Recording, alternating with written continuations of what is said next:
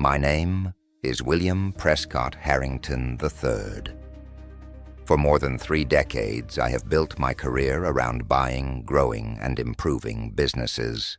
Over the years, I've negotiated deals ranging from small family-owned companies to multi-million-dollar acquisitions. Experience teaches you many lessons, but one lesson stands above all others. Trust is valuable, but verification is priceless. The story I'm about to tell you is one of the most important business lessons I've ever learned. It's the story of how I almost purchased a company that wasn't what it appeared to be, and how a disaster was turned into one of the greatest successes of my career. 3 years ago, I was looking to expand my business portfolio into industrial services. The market was growing, demand was strong, and I believed there were opportunities to acquire companies that could benefit from strong leadership and operational improvements. That is when Horizon Industrial Solutions came onto my radar. At first glance, it seemed perfect. The company claimed annual revenues exceeding $12 million. Their customer list included several recognizable names. Their financial statements showed consistent growth over 5 years. The owner, a man nearing retirement, was ready to sell and transition into a quieter life. Everything seemed to align perfectly. The first meeting went exceptionally well. The owner was personable, experienced, and knowledgeable. He spoke confidently about the business and its future. He explained how he had built the company from almost nothing and turned it into a respected operation. As he spoke, I could see the opportunity. The company fit almost perfectly into my acquisition strategy. It would provide immediate market share, additional customers, and a skilled workforce. On paper, it was exactly the type of business I was looking for. Over the following months, my team and I reviewed financial statements and toured facilities. Everything appeared legitimate. The buildings were clean. The equipment looked operational. Employees seemed engaged. Customers were listed. Contracts existed. Revenue appeared healthy. The deeper we looked, the more comfortable I became. Soon we entered formal negotiations. The seller and I agreed on a purchase price that reflected the company's reported performance. Lawyers drafted documents, bankers prepared financing structures, advisors coordinated closing schedules. We were moving quickly toward the finish line. Then something happened. It was a Tuesday evening. I was sitting alone in my office after most of the staff had gone home. The building was quiet. I had a stack of reports on my desk that I intended to review before heading home. One report focused on accounts receivable. Normally, this wouldn't have received much attention. I've reviewed thousands of these reports over my career. But one detail caught my eye. One customer represented nearly 30% of the company's annual revenue. That alone wasn't unusual. What was unusual was the payment timing. Large payments consistently arrived shortly before financial reporting periods ended, month after month, quarter after quarter. The pattern was too perfect. Something didn't feel right. Experience had taught me to trust those instincts. The next morning, I called my accounting team. "Dig deeper," I told them. "Assume nothing. Verify everything." Over the next several days, they began investigating. What they discovered was alarming. The customer contract, generating nearly a third of company revenue, was not what it appeared to be. While the contract technically existed, it had largely expired over a year earlier. The seller had managed to secure temporary extensions and isolated projects that created the appearance of an ongoing relationship. The revenue wasn't recurring. The future business wasn't guaranteed. The numbers told a very different story than the one being presented. The discovery opened the door to a much larger investigation. As my team continued reviewing documents, additional concerns emerged. Several supposedly active customers had generated little business in recent months. Equipment listed as company-owned assets was actually leased from third parties. Inventory levels were significantly overstated because materials belonging to suppliers were being counted as company assets. Then came the most troubling discovery of all. The company's true value was nowhere near what had been represented. The more we investigated, the more it became clear that Horizon Industrial Solutions was largely a shell. The appearance of success was real. The underlying value was not. I remember receiving the final report. The acquisition that had seemed like a strategic masterpiece was beginning to look like a financial disaster waiting to happen. For several hours, I sat in silence. I felt frustrated, disappointed, angry. Not because I had lost money. Fortunately, we had not closed the transaction.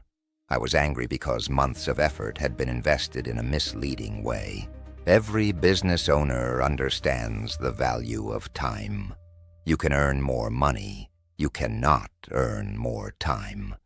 And I had invested hundreds of hours into this opportunity. My advisors immediately recommended walking away. Most acquisition professionals would have done exactly that. The deal was damaged. Trust had been broken. The logical decision was to move on.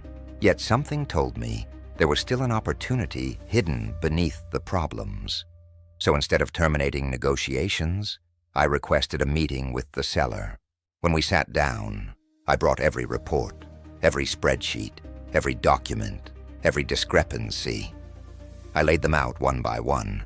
The room grew quieter with each page. Eventually, the seller stopped defending the numbers.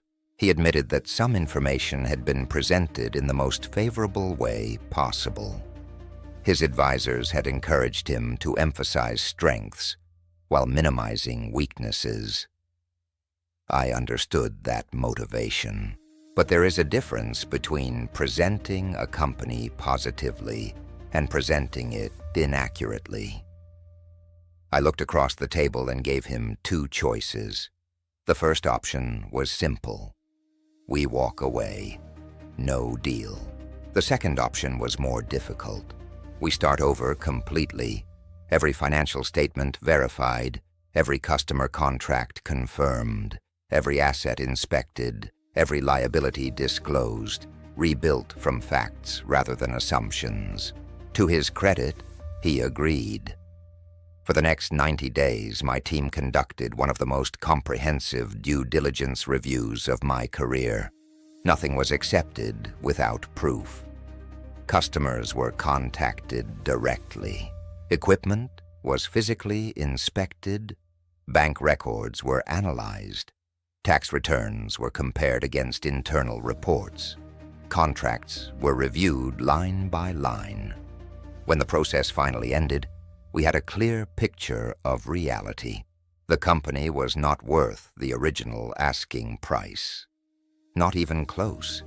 In fact, our analysis showed the true value was approximately 40% of what had originally been proposed. The seller was understandably disappointed, but this time, everyone was operating from the same set of facts. The negotiations resumed. The purchase price was dramatically reduced. The transaction structure was modified to protect against future surprises. Risk was allocated appropriately. Eventually, we reached an agreement and completed the acquisition. The real work began after closing. The first year was difficult. Several customers left. Revenue declined. Operational inefficiencies surfaced. Systems required modernization. Management changes became necessary. At times, the challenges seemed endless, but because we had purchased the business at its true value, we had room to invest. We improved processes, strengthened customer relationships, implemented better financial controls, upgraded technology, focused on service quality. Slowly, the company began to transform. Employees gained confidence. Customers noticed improvements. New business arrived. Margins increased. Growth returned. Within 2 years, Horizon Industrial Solutions was generating more legitimate revenue than it had ever reported before the acquisition. What had once been a struggling shell of a company became a thriving business. Looking back today, the greatest lesson was not about accounting, contracts, or negotiations. It was about discipline. The most dangerous deals are often the ones that appear perfect. When everything looks flawless, that is exactly when leaders must ask harder questions. That is when diligence matters most. That is when facts matter more than promises. Had I ignored the warning signs, I would have spent millions acquiring a problem. Instead, we uncovered the truth, adjusted our strategy, and built something real. Business success is not about avoiding problems. It is about confronting reality before reality confronts you. Every acquisition tells a story. Some stories end in failure, some end in success. This one nearly became a disaster. Instead, it became one of the most valuable lessons of my career. And that lesson is simple. Never fall in love with a deal. Fall in love with the truth. Because in business, the truth is always cheaper than discovering a lie after the paperwork is signed. Visit stayingbythestuff.com to learn more about staying grounded in truth. Follow us for more stories of faith and business. #Christian Talk. #Faith in God. #Bible story. #motivation. #staying by the stuff. #purpose. #God's word.